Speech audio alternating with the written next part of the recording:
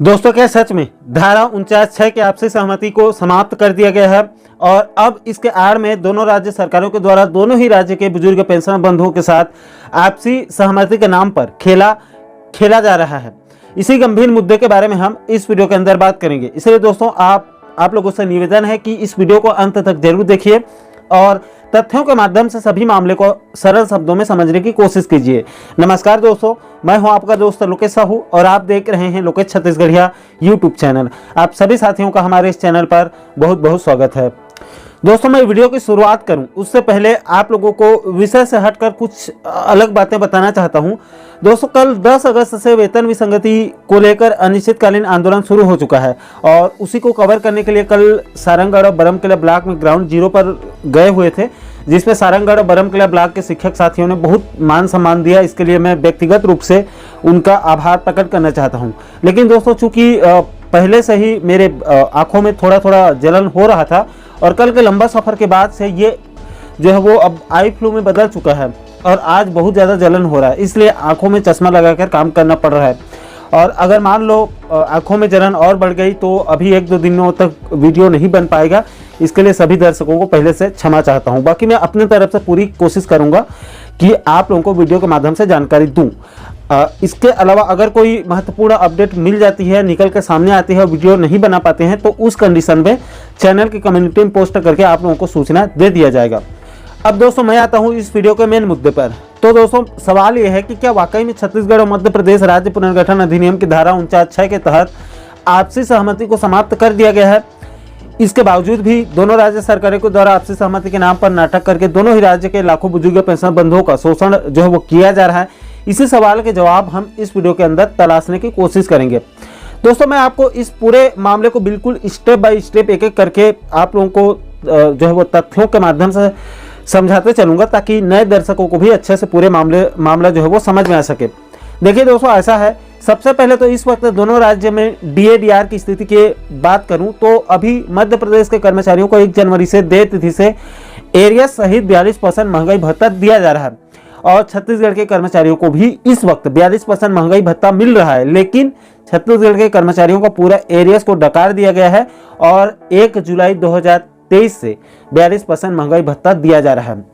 इसके बाद दोस्तों, अगर हम पेंशनर्स की बात करें तो मध्य प्रदेश सरकार के बार बार पत्र लिखने के बाद अभी 1 जुलाई 2023 से 5% महंगाई राहत की स्वीकृति बीते 2 अगस्त को छत्तीसगढ़ सरकार ने मध्य प्रदेश सरकार को दिया। तब जाकर 1 जुलाई 2023 से दोनों राज्य के पेंशनर्स का 33% से बढ़कर 38% महंगाई राहत हुआ है। इसके बाद अब खबर मिल रही है कि उसी 2 अगस्त 2023 को छत्तीसगढ़ सरकार ने फिर से और बकाया 4% महंगाई राहत के लिए अब मध्य प्रदेश सरकार से सहमति मांगी है और इस पत्र को 1 सप्ताह से दबा कर रखा गया था। अब इसको मध्य प्रदेश सरकार अगर तत्काल अपनी सहमति देती है तो पेंशनर्स का DR भी 38% से बढ़कर 42% हो जाएगा। लेकिन अगर मध्य प्रदेश सरकार अड़ गई तो पेंशनर्स फिर से 38% में ही लटक कर रह जाएंगे और इस धारा 49(6) की यही सबसे बड़ी खामी है और इसी को समाप्त करने की मांग अब तेज हो चुकी है। लेकिन दोस्तों, यहाँ पर मध्य प्रदेश छत्तीसगढ़ पुनर्गठन अधिनियम की धारा 49(6) के आपसी सहमति के मुद्दे को समाप्त करने की मांग का मुद्दा नहीं है, बल्कि मुद्दा यह है कि क्या केंद्र सरकार ने पहले ही धारा 49(6) को समाप्त कर दिया है और धारा 49(6) में तो आपसी सहमति का कोई उल्लेख ही नहीं है, फिर भी दोनों राज्य सरकार इसका पालन करके दोनों राज्यों के पेंशनर्स का खून क्यों चूस रहे हैं, यह मेन मुद्दा है। अब दोस्तों, इसके लिए सबसे पहले आप 13 नवंबर 2017 यानी कि आज से 6 साल पुराने इस पत्र को देखिए। ये RTI से खुलासा हुआ है।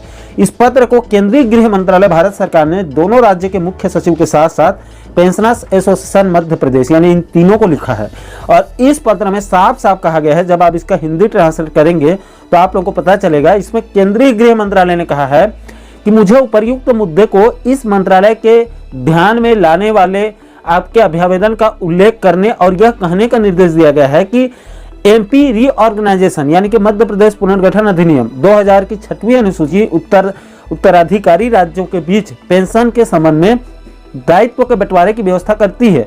मध्य प्रदेश और छत्तीसगढ़ के अधिनियम की 6वीं अनुसूची में यह कहीं पर भी उल्लेख नहीं किया गया है कि राज्यों द्वारा पेंशन देनदारियों की स्वीकृति के लिए मध्य प्रदेश और छत्तीसगढ़ के उत्तराधिकारी राज्यों के बीच आपसी सहमति की आवश्यकता है। हालांकि अभ्यावेदन को उपर्युक्त जानकारी और कार्यवाही के लिए मध्य प्रदेश और छत्तीसगढ़ राज्य सरकार को भी भेजा जाता है। यानी कि दोस्तों, इस पत्र के माध्यम से केंद्रीय गृह मंत्रालय का कहना है कि धारा 49(6) के तहत आपसी सहमति का कोई उल्लेख नहीं है और यह बहुत हद तक सही भी है। इसके लिए आप मध्य प्रदेश पुनर्गठन अधिनियम की धारा 49 के 6वीं अनुसूची को ध्यान से पढ़िए। वास्तव में इसमें आपसी सहमति वाला शब्द कहीं पर भी 6 इसके पॉइंट है, 6 पॉइंट में कहीं पर भी आपसी सहमति का उल्लेख नहीं है। इसके लिए मैं आपको जिस समय मध्य प्रदेश और छत्तीसगढ़ का बंटवारा हुआ था उस वक्त का एक और तथ्य दिखाना चाहता हूं। इसके लिए आप मध्य प्रदेश वित्त विभाग मंत्रालय के 30 अक्टूबर सन 2000 के इस पत्र को देखिए। इसमें मध्य प्रदेश और छत्तीसगढ़ राज्य गठन के वक्त दोनों राज्य में पेंशनर्स के दायित्वों का विभाजन किया गया है, यानी कि 74:26 वाला फार्मूला लागू किया गया है। लेकिन दोस्तों, इस पत्र में भी कहीं पर भी आपसी सहमति का कोई भी जिक्र नहीं किया गया है।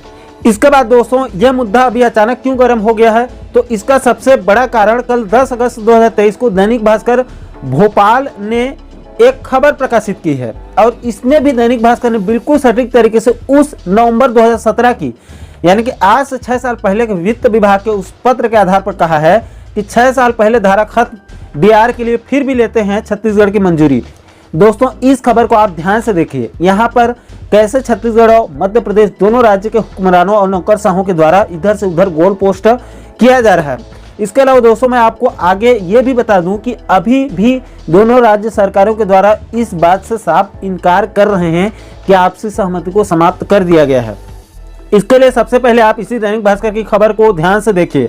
यहाँ पर मध्य प्रदेश राज्य कर्मचारी कल्याण समिति के अध्यक्ष रमेश चंद्र शर्मा जी, जो कि राज्य मंत्री दर्जा प्राप्त हैं और मध्य प्रदेश के एक बड़े कद्दावर शख्स हैं, इनका कहना है कि दोनों ही राज्य सरकार आपस में डीआर दिए जाने की सहमति प्रदान करती है। केंद्र सरकार द्वारा कभी भी धारा 49(6) समाप्त करने के लिए स्पष्ट निर्देश जारी नहीं किए गए हैं। धारा 49 में कहीं भी सहमति का उल्लेख नहीं है, पूर्व से परिपाटी बनी हुई है। यानी कि रमेश चंद्र शर्मा जी के मुताबिक केंद्र ने सहमति समाप्त नहीं किया है। हालांकि धारा 49(6) में कहीं पर आपसी सहमति का उल्लेख नहीं है। ये पहले से चलती हुई आ रही परंपरा है। हालांकि दोस्तों, रमेश चंद्र शर्मा जी खुद आपसी सहमति को समाप्त करने के पक्ष में हैं। इसके लिए रमेश चंद्र शर्मा जी के बीते 5 जून 2023 को मध्य प्रदेश के मुख्यमंत्री शिवराज सिंह चौहान जी के साथ साथ छत्तीसगढ़ के मुख्यमंत्री भूपेश बघेल जी को एक पत्र लिखकर इन्होंने मांग किया था कि मध्य प्रदेश और छत्तीसगढ़ पुनर्गठन अधिनियम 2000 के अनुसार राज्यों के पेंशनर्स को महंगाई राहत स्वीकृति करने के लिए आपस में सहमति की आवश्यकता को समाप्त करने के लिए आप दोनों राज्य सरकारों के द्वारा केंद्र को पत्र लिखें। इसके लिए इन्होंने अनुरोध किया था। इसके अलावा दोस्तों, मध्य प्रदेश के रिटायर्ड आईएएस और पूर्व राज्य सूचना आयुक्त और वर्तमान के पेंशन एसोसिएशन के संरक्षक डॉक्टर हीरालाल द्विवेदी जी ने इसी महीने 7 अगस्त 2023 को मध्य प्रदेश के मुख्यमंत्री शिवराज सिंह चौहान जी को एक पत्र पेंशनर्स के 3 सूत्रीय मुद्दों का निराकरण करने के लिए इन्होंने लिखा था, जिसके पहले बिंदु पर इन्होंने साफ साफ लिखा है कि केंद्रीय गृह मंत्रालय ने अपने 18 नवंबर 2017 को पेंशनर एसोसिएशन मध्य प्रदेश के साथ साथ दोनों राज्य के मुख्य सचिव को पत्र भेजकर यह स्पष्ट कर दिया है कि मध्य प्रदेश पुनर्गठन अधिनियम 2000 के अंतर्गत धारा 49 के 6वें अनुच्छेद प्रभावी नहीं है। इसके अंतर्गत मध्य प्रदेश और छत्तीसगढ़ सरकार की आपसी सहमति की कोई आवश्यकता नहीं है। इसके बाद दोस्तों, आपकी जानकारी के लिए यह भी बता दूं कि छत्तीसगढ़ के पूर्व मुख्यमंत्री और वर्तमान में भाजपा के राष्ट्रीय उपाध्यक्ष डॉक्टर रमन सिंह जी ने पिछले महीने 5 जुलाई 2023 को केंद्रीय गृह मंत्री अमित शाह जी को एक पत्र लिखा था, जिसमें रमन सिंह जी ने भी साफ साफ कहा है कि भारत सरकार द्वारा दोनों राज्यों के मुख्य सचिव को प्रेषित पत्र दिनांक 13 नवंबर 2017 में स्पष्ट उल्लेख है कि पेंशन दायित्व के लिए उत्तरवर्ती राज्य की सहमति की आवश्यकता नहीं है, किंतु छत्तीसगढ़ राज्य में उक्त धारा की सहमति के बहाने पेंशनर्स को केंद्र के समान महंगाई राहत की राशि रोक कर रखा गया है, जिससे दोनों राज्य के 6 लाख पेंशनर्स केंद्र से तब 9% पीछे थे और अब 4% पीछे हैं। हालांकि दोस्तों, इसको लेकर छत्तीसगढ़ सरकार सिरे से खारिज कर रही है। दोस्तों, यहाँ पर आपकी जानकारी के लिए यह भी बता दूं कि अभी जो फरवरी-मार्च 2023 में भूपेश सरकार के द्वारा मुख्य बजट पेश किया गया था, उसमें विपक्ष के एक विधायक नारायण चंदेल जी ने उनके लिखित सवाल के जवाब में मुख्यमंत्री भूपेश बघेल जी की तरफ से साफ साफ कहा गया था कि धारा 49 विलोपन के संबंध में कोई निर्देश अथवा आदेश जारी नहीं किए गए हैं, अतः इसको समाप्त करने का तो अभी कोई सवाल ही नहीं उठता है। दोस्तों, इन्हीं सभी शोषण से त्रस्त होकर छत्तीसगढ़ के बुजुर्ग पेंशनर्स के द्वारा कल 10 अगस्त को केंद्र के समान महंगाई राहत और धारा 49(6) के आपसी सहमति को समाप्त करने के मुद्दे को लेकर कल मंत्रालय घेराव किया गया था। इसको लेकर अभी कुछ नए वीडियो क्लिप्स भी हमारे पास आज सुबह भेजे गए हैं। चूंकि ये वीडियो काफी लंबा हो चुका है, इसलिए उन वीडियो को आने वाले वीडियो में आप लोगों को विस्तार पूर्वक जरूर बताएंगे। तो कुल मिलाकर दोस्तों, इन सभी तथ्यों से एक बात तो स्पष्ट हो रही है कि दोनों राज्य के बीच यानी कि मध्य प्रदेश और छत्तीसगढ़ के बीच पुनर्गठन अधिनियम की धारा 49(6) के तहत 74:26 का बंटवारा तो हुआ है, इसको कतई इनकार नहीं किया जा सकता है। लेकिन उस धारा में 49(6) में आपसी सहमति का कोई जिक्र नहीं किया गया है, यह भी सत्य है। क्योंकि अगर सच में आपसी सहमति होती तो झारखंड और बिहार के बीच और उत्तर प्रदेश और उत्तराखंड के बीच में भी जरूर हुआ होता, लेकिन वहां पर ऐसा नहीं है। इसका मतलब दोनों राज्य सरकार अगर चाहें तो केंद्र को पत्र लिखकर आपसी सहमति को समाप्त करवा सकते हैं, लेकिन ऐसा करना नहीं चाहते हैं और इसलिए दोनों राज्य के लाखों बुजुर्ग पेंशनर्स को समय पर महंगाई राहत नहीं मिल पा रही है। एक किस्म का उनके साथ दोनों राज्य सरकार शोषण कर रहे हैं। तो दोस्तों, आपसी सहमति को लेकर जो भी अपडेट थी उसको आपके समक्ष बिल्कुल निष्पक्ष तरीके से तथ्यों के साथ प्रस्तुत कर दिया। अब दोस्तों, इस पूरे मुद्दे पर आप लोगों की क्या राय है? आपके हिसाब से आपसी सहमति समाप्त हो चुकी है या फिर नहीं, और दोनों राज्य सरकारों के द्वारा क्या इसमें खेला खेला जा रहा है या फिर मामला कुछ और है? आप अपनी राय, अपना फीडबैक नीचे आप कमेंट सेक्शन में जरूर साझा कीजिएगा। और दोस्तों, इस वीडियो संदेश को आप छत्तीसगढ़ के साथ साथ मध्य प्रदेश के बुजुर्ग पेंशनर्स बंधुओं तक ज़्यादा से ज़्यादा शेयर कीजिए ताकि इस मुद्दे के बारे में सभी पेंशनर्स को पता चल सके।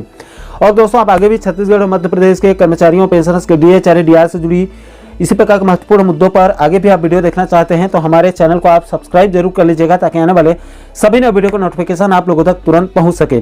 दोस्तों, अभी के लिए फिलहाल इस वीडियो में इतना ही। मुझे दीजिए इजाजत। मैं मिलता हूं आपसे एक और महत्वपूर्ण मुद्दे के साथ, महत्वपूर्ण टॉपिक के साथ। तब तक के लिए जय हिंद, जय छत्तीसगढ़।